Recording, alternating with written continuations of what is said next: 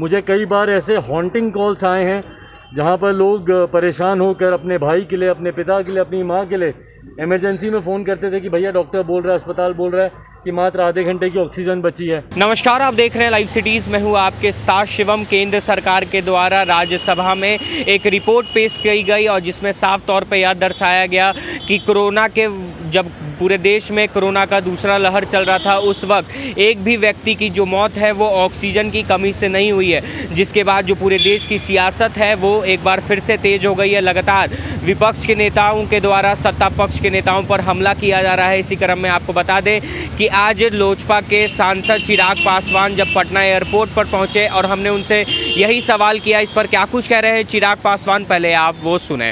हाँ, ये चीज़ थोड़ी सी हैरान ज़रूर करती है क्योंकि हम सब कहीं ना कहीं उस परिस्थिति से गुज़रे हैं। मैंने खुद उस दौरान देखा है, बीच में एक ऐसा समय आया था, ख़ास तौर पर कुछ ऐसे राज्य, दिल्ली जैसे राज्य, जहाँ पर दिन रात हम लोगों को फ़ोन आता था।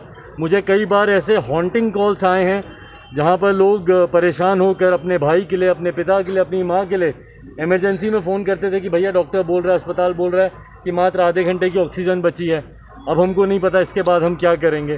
तो हम सब उस परिस्थिति से गुज़रे हैं। उसके बाद जब इस तरीके की जानकारी जब पार्लियामेंट के पटल पर दी जाती है कि ऑक्सीजन की वजह से नहीं ऐसा कुछ हुआ, ये हैरान करती है। हो सकता है इसमें कोई टेक्निकल पेच हो कि सिर्फ वो एक कारण नहीं बना हुआ हो, कहीं पर हो सकता है क्योंकि कोविड से जुड़े हुए और बहुत सारे कॉम्प्लिकेशंस उस दौरान सामने आए।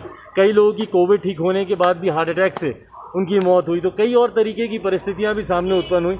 बट बहरहाल मैं उम्मीद करता हूं, विश्वास करता हूं कि जब सदन के पटल पर अगर कोई जवाब रखा जाता है तो वो उसकी गंभीरता और उसकी सच्चाई को परख कर ही रखा जाता होगा। बिहार के स्वास्थ्य मंत्री ने भी कहा है कि एक भी मौत नहीं हुई है, जबकि हम सब ने देखा कि बिहार में कितनी सारी मौतें हुई थी कोरोना के। मैंने कहा कि हम सब ने कहीं ना कहीं उस परिस्थिति का अनुभव किया है।